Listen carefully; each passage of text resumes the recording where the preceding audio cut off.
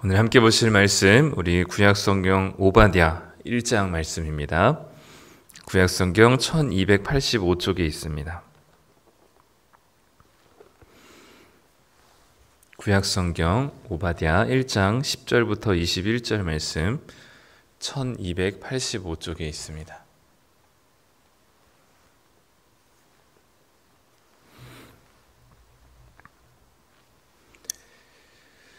네, 우리 다 찾으셨으면 우리 10절부터 21절까지 우리 함께 읽도록 하겠습니다.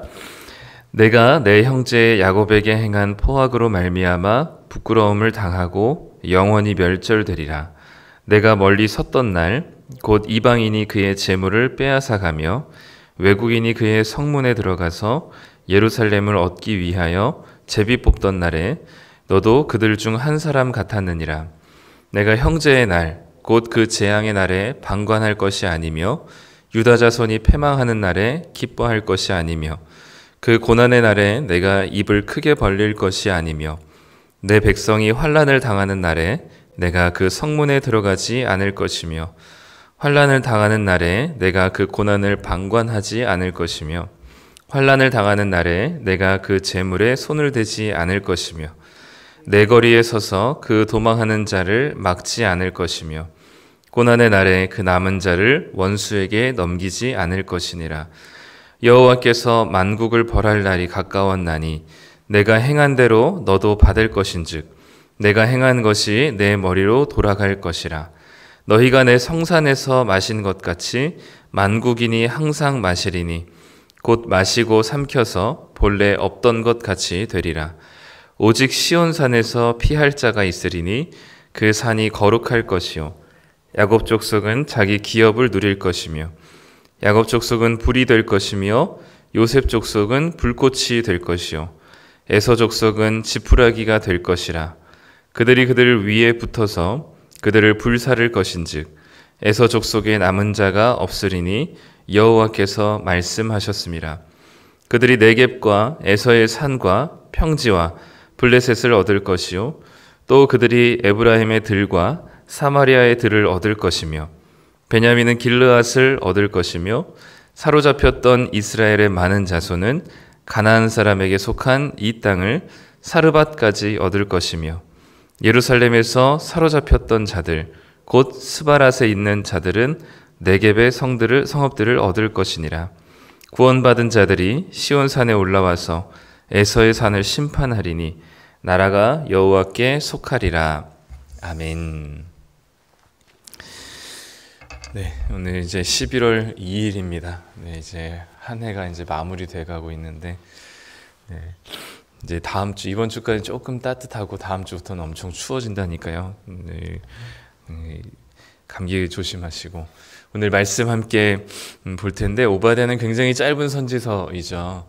아마 뭐 시기가 구체적으로 언급되진 않았지만 아마도 이 유다의 멸망이라는 이야기들이 이제 나온 걸 보니까 아마도 예루살렘이 멸망당할 때쯤 또는 멸망당한 이후에 남유다의 멸망 이후에 아마 기록되지 않았을까라는 이제 추측을 해보는 이제 선지서입니다. 특별히 이제 오바댜는 에돔이라고 하는 한 나라, 한 민족에 대한 심판을 기록하고 있는데 이제 어제 살펴본 곳에서는 이제 에돔이 교만해서 하나님께서 이 에돔을 이제 심판하신다라는 이야기인데 오늘은 그것에 대한 좀 더 구체적인 이야기를 하고 있습니다. 그래서 10절부터 14절까지 왜 에돔이 멸망당하고 심판당하는지에 대한 이야기를 하고 있는데 그게 바로 이제 유다 백성이 특히 이스라엘 백성들이 멸망당할 때에 그들이 그들의 형제 나라인 이스라엘을 도와주지 않고 오히려 방관하고 그리고 그들이 멸망당할 때 오히려 기뻐하며 입을 크게 벌렸다라는 이야기는 기뻐해서 이제 이 웃음을 감출 수 없었던 모습을 얘기합니다. 기뻐하고 오히려 예루살렘에 있는 재물들을 탈취하고 도망 나오고 있는 이 형제 나라의 백성들을 오히려 잡아다가 바벨론에게 데려다 주는 이제 그런 일들을 이 에돔이 했었다는 사실을 지적하시면서 이제 하나님께서 에돔을 심판하시겠다 말씀하는 거죠. 주전 586년에 남유다 예루살렘이 최종적으로 바벨론에 의해서 함락당할 그때를 이제 배경으로 두고 있습니다. 이 에돔이 예루살렘을 도와주기는커녕 오히려 바벨론에 붙어서 이 예루살렘을 침공하는 데 도움을 주고 그것을 방관하고 특히 이제 형제 나라 이웃의 이 고통과 괴로움에 즐거워했던 에돔에게 하나님께서 심판을 말씀하시죠. 여기서 우리가 좀 한 가지 생각해 볼 것은 뭐냐면 하나님의 주권과 인간의 책임에 대한 부분입니다. 하나님은 인간의 책임과 결정과 또 모든 수고들을 다 인정하시고 그것을 하나도 이렇게 배제시키시진 않습니다. 하나님 우리를 기계로 만드신 분이 아니고 우리가 우리의 뜻대로 선택하고 결정할 수 있는 의지를 우리에게 부여하셨기 때문에 우리의 선택과 행동에 대한 책임을 하나님께서 늘 요청하고 계시죠. 이스라엘 백성들이 멸망한 이유는 분명합니다. 에돔이 이렇게 옆에서 이 예루살렘 멸망을 도왔기 때문에 예루살렘 멸망한 건 아니거든요. 예루살렘 멸망한 건 그들이 우상 숭배를 했고 하나님 말씀에 불순종했고 특별히 가난한 자, 연약한 자들을 돌보기보다는 그들을 오히려 학대했던 약자들을 오히려 더 괴롭혔던 그들의 이 죄 때문에 사실은 예루살렘이 멸망한 겁니다. 그러니까 예루살렘이 바벨론의 손에 멸망하는 거는 하나님의 뜻과 계획 안에 있죠.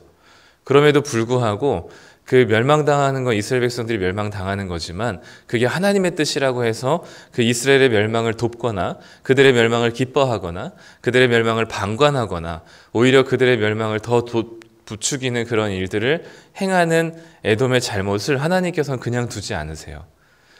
어차피 이게 예루살렘 멸망할 것이 하나님의 주권이라고 한다면 에돔이 그 안에서 어떻게 반응했느냐, 정말 하나님의 이 약속된 백성들을 지키기 위해서 막 수고하고 또 그들의 멸망을 안타까워하고 슬퍼하며 이것들 그렇게 했다면 하나님께서 에돔을 이렇게 심판하신다는 말씀하진 않으셨을 거예요. 근데 에돔이 그 하나님의 주권과 계획 안에서 어떻게 반응했느냐에 따라서 에돔에게도 하나님께서 심판을 말씀하시는 것이죠. 물론 예루살렘을 멸망시켰던 바벨론도 하나님께서는 심판의 경고를 하셔요.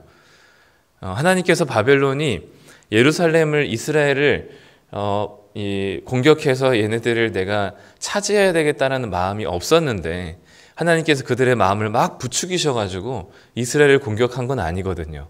이 하나님의 이 계획과 주권이라는 것은 인간의 마음과 생각을 없던 것을 바꾸시거나 없던 마음을 생기게 하거나 생겼던 마음을 없애거나 이런 식으로 단박에 기계적으로 하나님께서 그렇게 접근하시지 않으십니다. 이 세상을 다스리시는 방식은 우리가 각자가 옳은 대로 내가 원하는 대로 선택하는 그 인간들의 수많은 선택들을 합력하여서 하나님의 뜻으로 계획대로 만들어 가시는 분이시지 우리의 마음에 계획을 불어넣어 주시거나 없던 생각을 막 주입시키시는 분은 아니십니다. 그러니까 바벨론과 그 바벨로니아 제국이 저쪽에 이스라엘 땅을 먹어서 이집트까지 내가 나아가야 되겠다라는 그 야욕과 욕심을 가지고 이 전쟁을 벌이거든요. 근데 하나님 그 전쟁에 그들의 욕심으로 선택한 전쟁을 하나님의 뜻으로 활용하십니다. 하나님의 합력하여서 하나님의 뜻으로 이루어 가시죠. 이스라엘의 멸망이라는 하나님의 계획으로 뜻으로 만들어 가시는 겁니다. 그러나 본질적으로 이스라엘 멸망한 건 바벨로니아 제국의 욕심과 그들의 더 넓게 확장하고자 하는 그들의 마음이지만 이 세상의 역사로 보길 때는 근데 성경의 역사에서 보기에는 하나님께서 이스라엘 백성들의 우상 숭배와 죄악 때문에 이 바벨론의 야욕이라는 것을 허락하시고 그것을 통하여서 이스라엘을 멸망시키는 이 하나님의 역사를 만들어 가시는 거죠. 그렇기 때문에 하나님의 주권이 있다고 해서 하나님의 뜻이라고 해서 사람의 책임이 없어지는 것이 아닙니다. 그 가운데서 바벨론도 하나님의 선택한 백성들을 멸망시켰던 벌을 하나님께서 내리시거든요. 심판하시거든요. 그렇듯이 에돔도 마찬가지로 예루살렘이 멸망하는 것은 이스라엘 백성들의 죄악 때문이지만 그 과정 속에서 하나님께서 원하시는 반응과 또 하나님께서 원하시는 이들의 이제 반응이 있었던 것이죠. 근데 하나님께서는 하지 말라고 방관하지 말 것이며 그들의 멸망을 기뻐하지 말 것이며 그들의 재물을 탈취하지 말 것을 얘기하셨음에도 불구하고 에돔은 이 예루살렘 멸망할 때 오히려 그렇게 바벨론의 편에 서서 이스라엘의 고통을 즐거워했었던 모습을 하나님께서 말씀하시면서 그것이 그들의 교만이다라고 얘기하시면서 에돔의 심판을 말씀하게 되시죠. 그리고 오바댜는 이 짧은 본문 안에 끝에 보면은 하나님의 약속된 이 백성들을 어떻게 다시 회복하실 것인지를 아주 17절부터 21절까지 말씀하고 있습니다. 오직 17절에 보면 시온산에서 피할 자가 있고 거기에 남겨진 자가 있다라는 것을 얘기합니다. 그래서 18절에는 이스라엘 백성들이 불이 되어서 에서라는 지푸라기들을 태우게 될 것이고, 그들에게 이제 19절에는 그 이전과 좀 다르게 더 넓은 땅을 이스라엘이 회복할 것을 얘기합니다. 그래서 19절에는 네겝이라고 되어 있는데, 네겝이라고 하는 이 거의 애굽에 맞닿아 있는 이스라엘의 저 끝에 남쪽에 이까지 이어져 있는 이 땅을 네겝 땅이라고 얘기하고요. 그다음에 위로는 에브라임의 들과 사마리아의 들, 그리고 그 사로잡혔던 위에 그 사르밧까지 얻게 된다는 사실을 20절에 얘기하고 있습니다. 그리고 19절에서는 그 네겝과 에서의 산과 평지랑 블레셋까지 해안 평야지대까지를 얻게 된다. 뭐 이렇게 이제 이전과 다르게 좀 더 넓은 땅을 얘기를 하고 있는데요. 그러면서 21절에 구원받은 자들이 시온산에 올라와서 에서의 산을 심판하리니 나라가 여호와께 속하리라 라고 얘기하면서 하나님께서 이스라엘 백성들을 지금은 멸망시켰지만 하나님께서 다시금 포로에서 돌아오게 하셔서 하나님 나라를 만드시고 회복하시겠다는 약속을 하게 됩니다. 그래서 하나님의 언약을 지키시는 하나님의 모습을 보여주시게 되죠. 하나님이 선택하신 백성들에게 징계를 내리시지만 결국 다시 하나님께서 회복하셔서 하나님의 땅을 이전보다 훨씬 더 넓은 땅을 하나님께서 주시겠다라는 이야기를 합니다. 오바댜 이 말씀을 가지고 지금의 이제 이스라엘과 하마스 전쟁을 해석하려는 사람들이 좀 종종 있습니다. 10절에 보면 이제 내가 내 형제 야곱에게 행한 포악으로 말미암아라고 했을 때 그 포악, 폭력이라는 단어인데 이게 히브리어로 하마스라고 해요.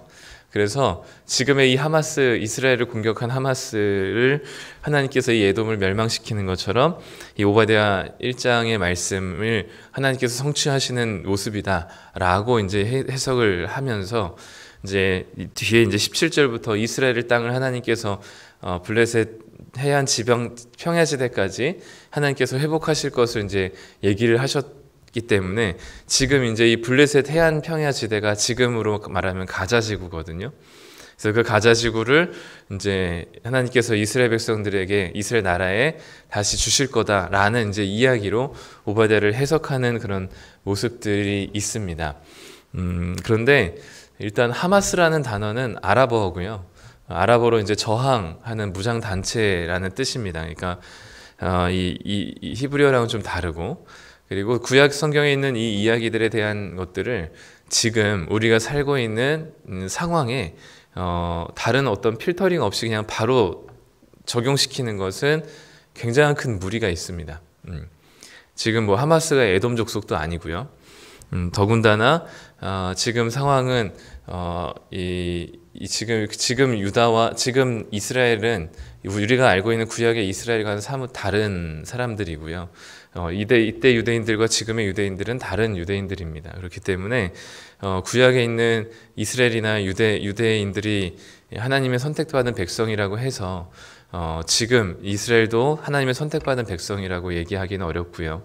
신약에 이르러서는 하나님께서 새 이스라엘, 새 예루살렘을 허락하셨고 그게 교회라는 사실을 안다면 이제는 어떤 민족과 어떤 나라에 국한된 게 하나님 나라와 하나님의 선택된 백성이 아니라는 것을 분명하게 이해하시고, 구약에 이스라엘과 유대인들이 나왔다고 해서 우리가 무조건 이스라엘 편이 되어야 되고 유대인들을 응원하거나 격려하고 지지하는 것은 옳은 일은 아니라는 사실을 생각해 주셔서 이 구약에 있는 말씀들, 옛날에 그 요한계시록 말씀들을 2차 세계대전 때 이제 적그리스도의 요한계시록에 나온 적그리스도를 히틀러라고 이제 적용시킨 적이 있었거든요. 그 뭐 히틀러 외에도 김일성 또는 김정일 뭐 이런 식으로 바로바로 적용을 했었던 때가 있습니다. 근데 그 적그리스도라고 우리가 명명했었던, 해석했었던, 적용했었던 그 많은 사람들은 다 죽고 이미 지금도 계속 이 세상은 돌아가고 있거든요. 그러니까 우리가 성경을 이해하고 해석할 때 반드시 이 부분을 기억하셔서 이 구약의 또는 신약의 어떤 본문을 바로 지금 우리가 살고 있는 이 세상의 상황으로 적용시켜 버려서 바로 해석해 버리는 것은 별로 좋은 해석이 아닙니다. 그것은 반드시 그 부작용들이 늘 있고요. 그래서 지금의 예루살렘이 성지가 아닙니다. 그래서 예루살렘에 교회를 세워야 된다거나 예루살렘에 유대인들이 지금의 이제 모스크가 있죠. 그 황금색 돔이 있는 지붕이 있는 모스크가 있는데 그 모스크가 부서져야 되고 거기에 이 교회가 세워져야 된다거나 아니면 유대인들이 그것을 점령해야 된다고 생각하는 그런 방식의 해석은 좋은 해석이 아닙니다. 네.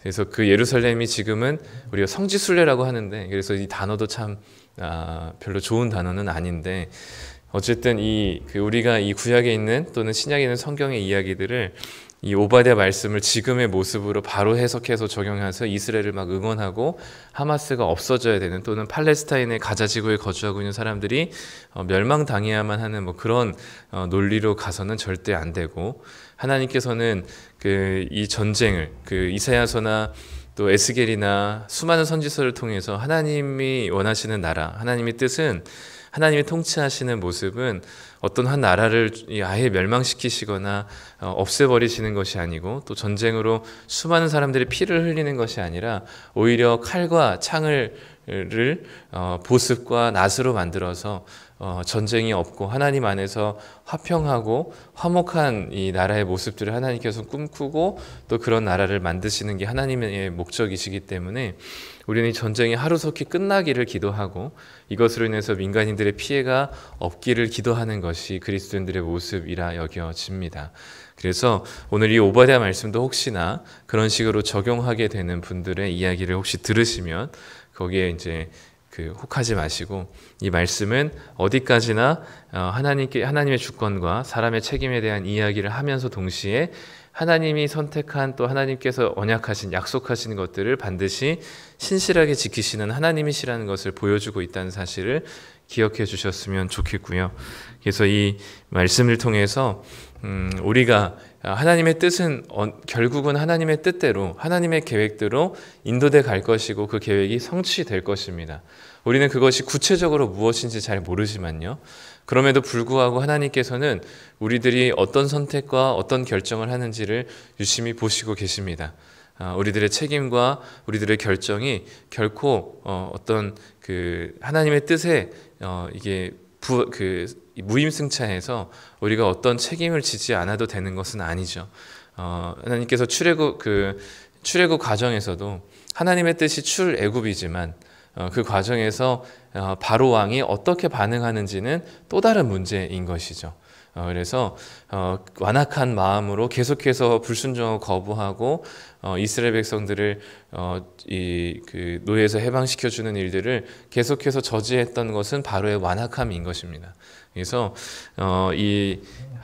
결국은 하나님께서 그 군대를 수장시켜 버리신 것처럼 하나님의 주권과 이 사람의 책임은 결코 이것이 하나님의 주권이라고 해서 우리의 책임이 약화되거나 없어지는 것이 아니다. 그래서 하나님 말씀대로 순종하며 주님께서 기뻐하시는 방향으로 순종함으로 하나님의 계획을 함께 동참해 갈 것이냐 아니면 불순종함으로 하나님의 계획을 이룰 것이냐. 근데 그 책임은 우리들에게 있다는 사실을 분명하게 생각하시고 오늘 하루도 하나님의 주권에 따라 또 하나님의 계획과 하나님의 뜻에 순종하심으로 동참하셔서 그 하나님의 일에 동참하시는 기쁨을 누리시는 우리 성도님들이 되시기를 간절히 소망합니다. 기도하겠습니다. 하나님 감사합니다. 오늘 오바댜 말씀을 봅니다.